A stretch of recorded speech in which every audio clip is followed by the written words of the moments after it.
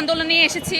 দেখছেন আমরা এখন পর্যন্ত কোনো রাস্তা ব্লক করিনি, কারণ আমরা আশা করছি যে সরকার আমাদের শান্তিপূর্ণ আন্দোলনেই সাড়া দিবেন এবং আমাদের দাবি প্রথমেই হচ্ছে ইন্টার্নদের বেতন ন্যূনতম 30,000 টাকা ভাতা দিতে হবে এবং বেসরকারি মেডিকেলের ইন্টার্নদেরও সমপরিমাণে ভাতা দিতে হবে। সেই সাথে আমাদের যে FCPS এক্সাম, বর্তমানে এক্সাম ফি হচ্ছে 12 থেকে 13,000 টাকা, যেটা মোটেও যুক্তিযুক্ত না। তো আমরা চাচ্ছি এটা 1,000-এর কম হবে ফিটা। আর BCS এ আমাদের ন্যূনতম বয়স 34 বছর করতে হবে। আর কর্মক্ষেত্রে আমরা নিরাপত্তা চাচ্ছি। দাবি মানা না হলে আমরা আপাতত তো আশা করছি যে সরকার থেকে আমাদের আন্দোলনে সাড়া দিবেন। না হলে আমরা তো বর্তমানে হচ্ছে রাস্তায় নেমেছি, একদিন থাকছি, 2 দিন থাকছি। আমরা জিনিসটাকে আরো বড় পরিসরে নিব। এখন দেখছেন আমরা রাস্তা ব্লক করছি না, কারণ আমরা চাই না মানুষের কোনো ভোগান্তি হোক। কারণ 2 দিন পর দেখা যায় যে শাহবাগের মাঝখানে রাস্তা বন্ধ করে দিচ্ছে। আমরা যেহেতু ডাক্তার, আমরা মেডিকেলের স্টুডেন্ট, আমরা তো আরো অন্যদের চেয়ে মানবিক হবই। আমরা এখন পর্যন্ত রাস্তা ব্লক করছি না, কিন্তু যদি এরকম হয় আমরা নামতে বাধ্য হব রাস্তা ব্লক করে। আমরা নিরাপত্তা চাচ্ছি না। নিউজে তো কয়েকদিন পরই দেখেন, কয়েকদিন আগে ঢাকা মেডিকেল কলেজেও হচ্ছে গিয়ে একজন ডাক্তারকে হচ্ছে গিয়ে তার রোগীর স্বজনরা হচ্ছে গিয়ে অনেক নির্যাতন করলো। তারপর বিভিন্ন মেডিকেলে, ঢাকার বাইরেও অনেক মেডিকেল, ঢাকার বাইরে পেরিফেরিতে তো সবচেয়ে বেশি হয়। রোগীর স্বজনরা ডাক্তারদের উপর অতর্কিত হামলা করে।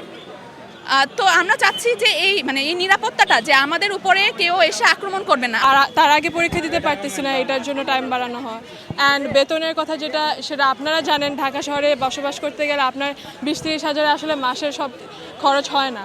আপনি যদি বাসা ভাড়া দেন, আপনার যদি ছেলে মেয়ে থাকে বা যদি ছোটো ভাই বোন থাকে, তাদের লেখাপড়া দেখা, আপনার বাবা মা যারা আছে তারা বুড়ো হয়ে গেলে তাদের দেখাশোনা করা, এইটা আপনি যখন একটা 32-33 ইয়ার্স ওল্ড হয়ে যাবেন, তখন আপনার 20,000 টাকায় নিজের খরচও হবে না, আপনার ফ্যামিলির খরচও হবে না।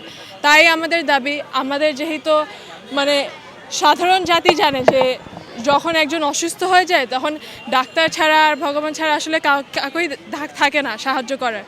সো আমরা যেন আমাদের কাজগুলো ঠিকমতো করি, আমরা যেন আমাদের পেশেন্ট ভালো মতো দেখতে পারি, অন্য কোনো চিন্তা না থাকে যে আচ্ছা এখন ঘরের টাকা কেমনে দিব, থাকতে পারছি না, শহর থেকে চলে যেতে হবে, এই চিন্তাগুলো যেন না থাকে। আমরা চাচ্ছি যেন আমাদের একটু সাহায্য করা হোক সরকার থেকে, BCPS থেকে, যেন আমরা আমাদের কাজগুলো টেনশন ছাড়া করতে পারি।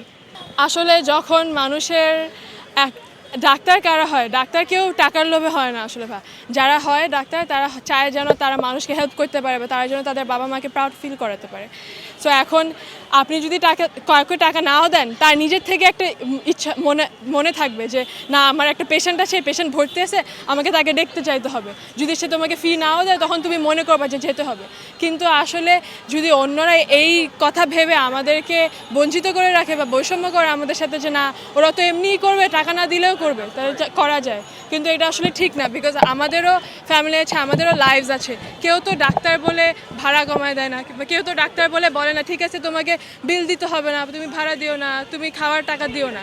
এটা খুব কমই হয়। সো যেহেতু এই অনেকগুলো দায়িত্ব থাকে আমাদের উপর আর অনেক প্রেশার থাকে, আমরা এটাই চাচ্ছি যেন একটু সাহায্য করা যায় আমাদেরকে, যেন আমরা আমাদের কাজগুলো ঠিক মতো করতে পারি।